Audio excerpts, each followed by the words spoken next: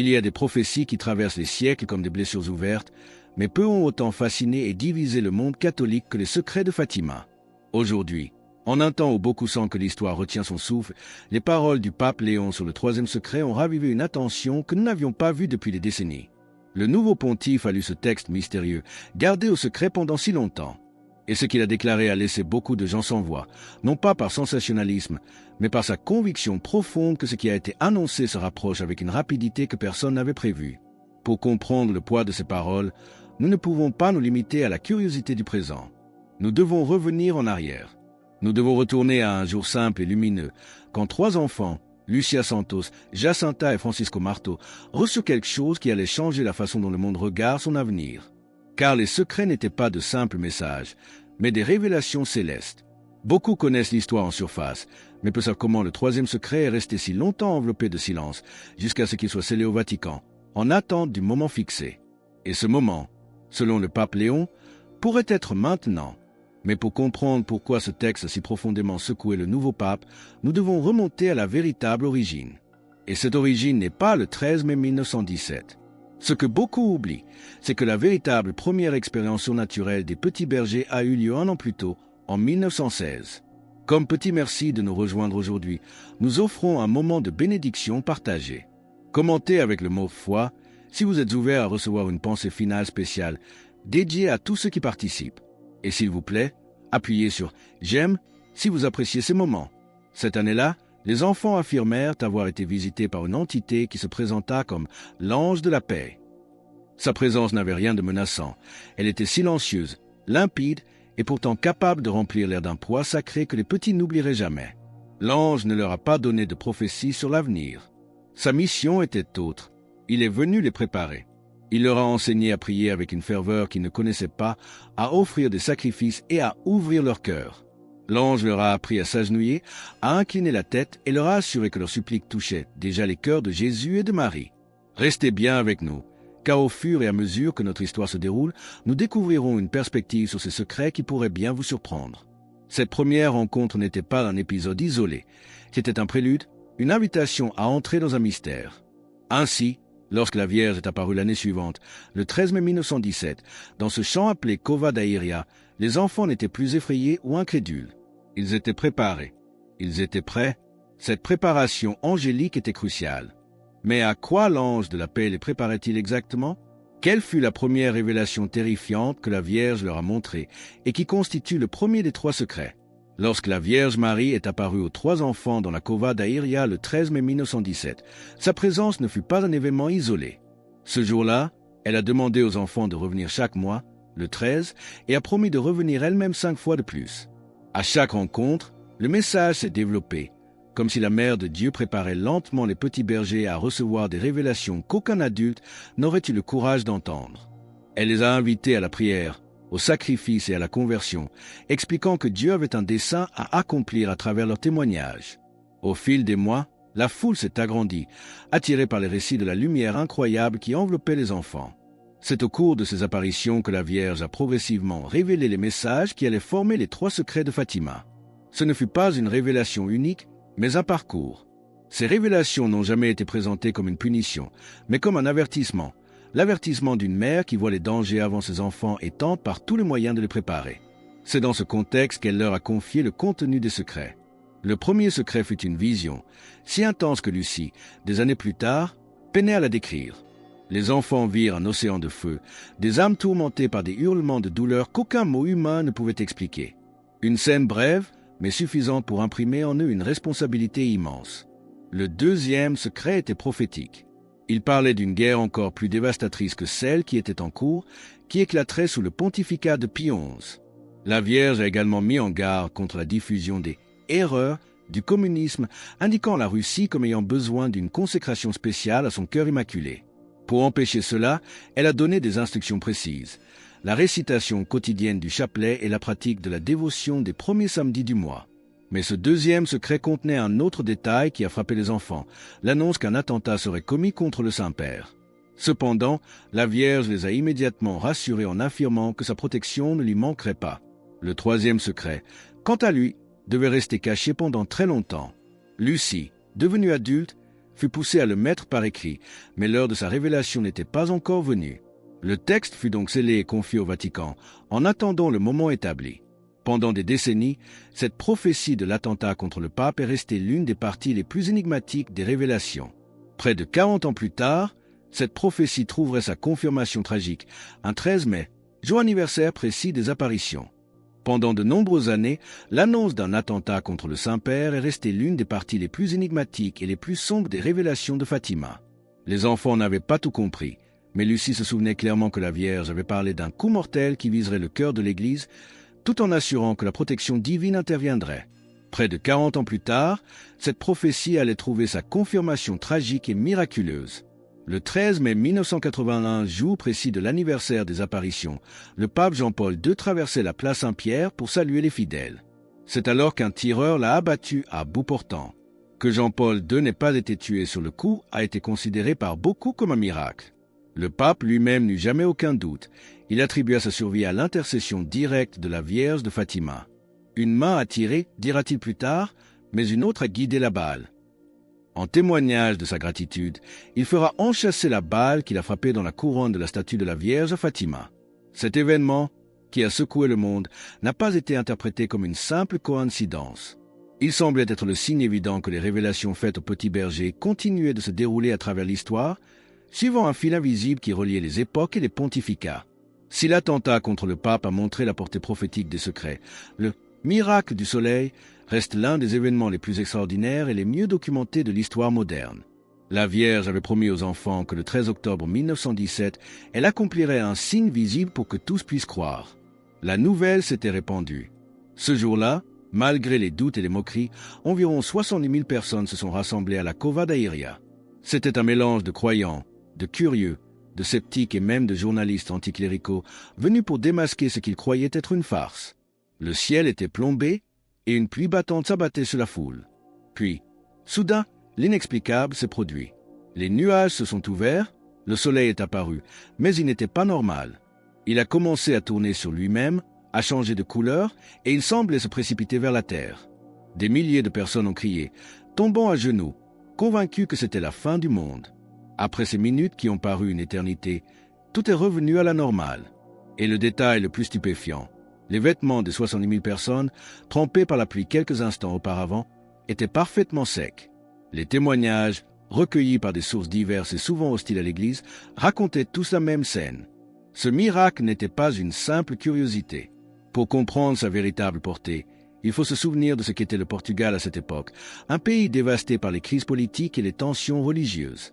Pourquoi le ciel a-t-il choisi d'intervenir de manière si spectaculaire, précisément à ce moment-là? Pour saisir la puissance réelle du miracle du soleil, il faut se souvenir de ce qu'était le Portugal en 1917. Ce n'était pas un pays en paix. C'était une nation au bord de l'effondrement, dévastée par une instabilité politique chronique. En un peu plus d'une décennie, plus de 40 gouvernements s'étaient succédés, chacun incapable d'offrir la moindre stabilité ou le moindre espoir à une population épuisée et méfiante. Après la chute de la monarchie, le climat était devenu agressivement hostile à la religion. Les églises étaient surveillées, les prêtres menacés, et une pression idéologique féroce cherchait à effacer la foi de la vie publique. C'est dans cet environnement d'incertitude et de conflit qu'a explosé le phénomène de Fatima. L'apparition de la Vierge et le miracle vu par 70 000 personnes n'étaient donc pas de simples curiosités. Ils ont représenté une lumière soudaine dans une atmosphère devenue suffocante. Ce ne fut pas seulement un événement spirituel, ce fut un réveil. C'était comme si Dieu avait décidé d'intervenir au moment précis où tout semblait s'effondrer, montrant qu'au-delà du chaos politique et des tensions sociales, il existait une vérité plus grande et plus stable. Ce signe redonna au peuple une force qu'il croyait à jamais perdue. Il a rappelé au monde une vérité éternelle, celle que le psalmiste a chantée. Dieu est pour nous un refuge et un appui, un secours qui ne manque jamais dans la détresse. Psaume 46, 1. Si cette affirmation de la protection divine, même au milieu du chaos le plus total, résonne profondément en vous, partagez Amen dans les commentaires ci-dessous. Avec le temps, et à la lumière des événements mondiaux, les deux premiers secrets sont devenus douloureusement clairs. La vision terrifiante de l'enfer, le premier secret, et les prophéties de la Seconde Guerre mondiale, de la diffusion des erreurs de la Russie et de l'attentat contre le pape, le deuxième secret, se sont toutes réalisées. Mais le troisième secret, lui, est resté avvolto nel silenzio più lungo. Lucie, devenu adulte, ne l'a mis par écrit que sur l'insistance de l'Église.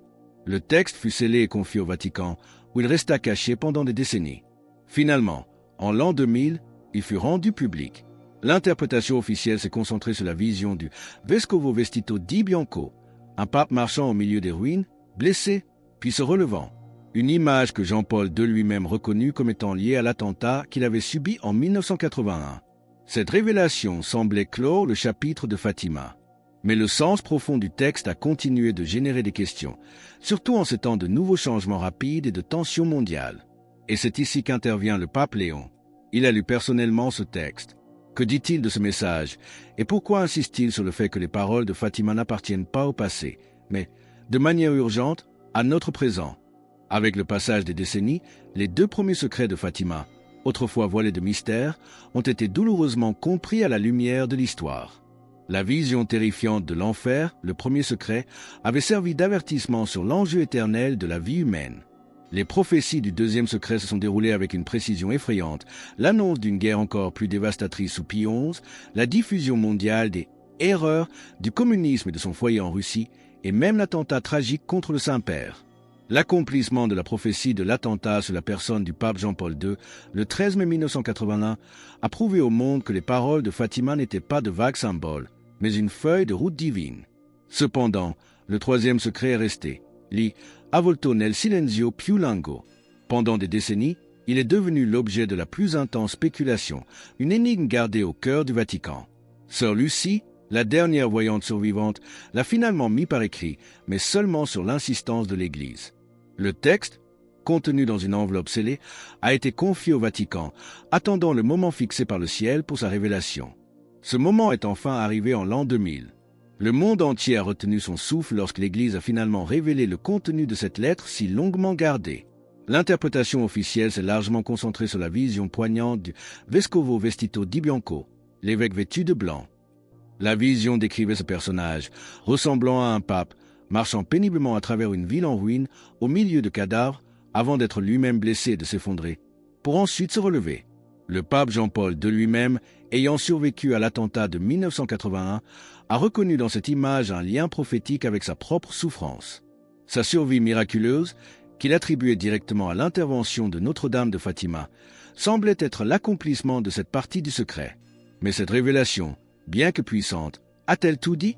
Le sens profond du 3e secret a continué de générer des questions, en particulier à mesure que le monde entrait dans une nouvelle ère de changements rapides et de tensions mondiales croissantes.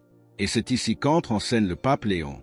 Qu'a-t-il vu dans ce même texte qui l'a poussé à déclarer que les paroles de Fatima n'appartiennent pas au passé, mais de manière urgente, à notre présent? Avec le passage des décennies, le fil invisible de Fatima a continué de se dérouler dans le tissu de l'histoire. Les 2 premiers secrets, autrefois énigmatiques, ont été compris à la lumière crue des événements. La vision de l'enfer avait établi l'enjeu éternel. Le 2e secret, avec ses prophéties sur la Seconde Guerre mondiale, la diffusion mondiale des erreurs du communisme et l'attentat contre le Saint-Père, s'est accompli avec une précision effrayante. L'attentat contre Jean-Paul II, le 13 mai 1981, a servi de confirmation sanglante.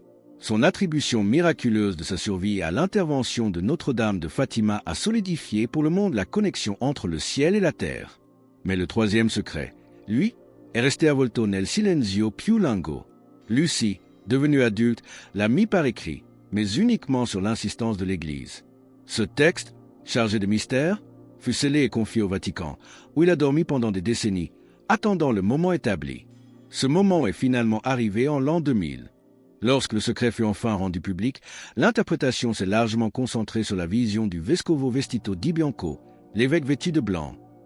Cette figure, semblable au pape, marchant à travers une ville en ruine, blessé, puis se relevant, a été reconnue par Jean-Paul II lui-même comme une image prophétique de l'attentat qu'il avait subi. Pour beaucoup, cette interprétation semblait clore le chapitre de Fatima. Le secret était révélé, accompli. Mais était-ce vraiment le cas? Le sens profond de ce texte a continué de susciter des questions, surtout à mesure que le monde plongeait dans une nouvelle ère de changements rapides et de tensions mondiales croissantes. C'est ici, dans ce contexte d'incertitude, qu'entre en scène le pape Léon. Il a lu personnellement ce même texte et sa conclusion est différente.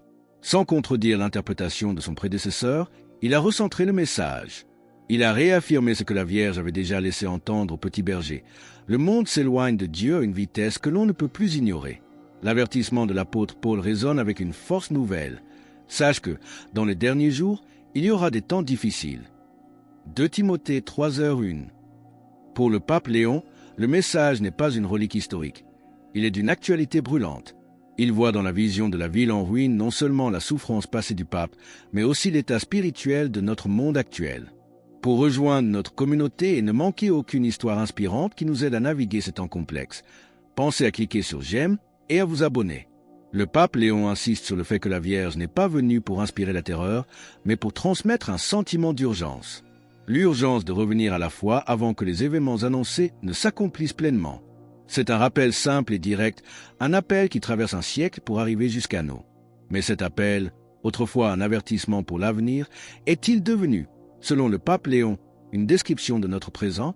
Pour comprendre l'urgence du pape Léon, il faut se souvenir du contexte dans lequel Fatima est née. Ce n'était pas une époque de paix. Le Portugal était une nation en plein chaos, dévastée par des crises politiques et une hostilité idéologique croissante envers la foi.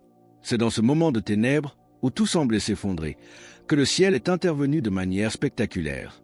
L'apparition de l'ange de la paix pour préparer les enfants, puis la venue de la Vierge Marie, et enfin le miracle du soleil vu par 70 000 personnes. Tout cela n'était pas un hasard. C'était un rappel divin que, même lorsque les structures humaines échouent, Dieu n'abandonne pas son peuple. Cet ancrage dans la réalité historique est ce qui donne aux secrets leur poids terrifiant. La vision de l'enfer, le premier secret, n'était pas une métaphore, mais la révélation d'un enjeu éternel. Le deuxième secret, avec sa prédiction précise de la Seconde Guerre mondiale, de la diffusion des erreurs du communisme et de l'attentat contre le Saint-Père, s'est déroulé sous les yeux du monde. L'attentat contre Jean-Paul II, survenu précisément le jour anniversaire de la première apparition, a confirmé de manière sanglante que les paroles de la Vierge étaient littéralement en train de s'accomplir. Puis vint le silence. Le troisième secret, le plus mystérieux, est resté scellé au Vatican pendant des décennies. Lorsqu'il fut enfin révélé en l'an 2000, l'interprétation s'est naturellement concentrée sur le Vescovo Vestito di Bianco, l'évêque vêtu de blanc, et sa ressemblance avec la souffrance de Jean-Paul II. Pour beaucoup, cela semblait clore le chapitre. Mais le pape Léon, en lisant ce même texte, a vu quelque chose de plus.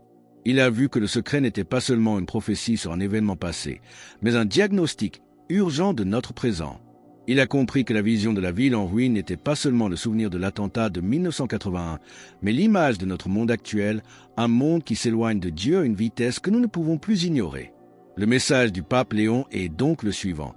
Le troisième secret n'est pas terminé. Son but n'est pas de nous terrifier, mais de nous réveiller. Il s'agit d'un appel urgent à revenir à la foi avant que les événements annoncés, dont les signes précurseurs sont tout autour de nous, ne s'accomplissent pleinement. Fatima n'est pas une histoire du passé, c'est un avertissement pour aujourd'hui. Alors que nous concluons sur cet appel urgent à reconnaître les signes de notre temps, nous vous invitons à déclarer votre foi. Commentez Jésus est roi ci-dessous pour affirmer cette vérité avec nous. Et votre parcours ne doit pas s'arrêter ici. Cliquez sur la vidéo qui apparaît maintenant sur votre écran pour un autre message puissant que nous avons préparé pour vous.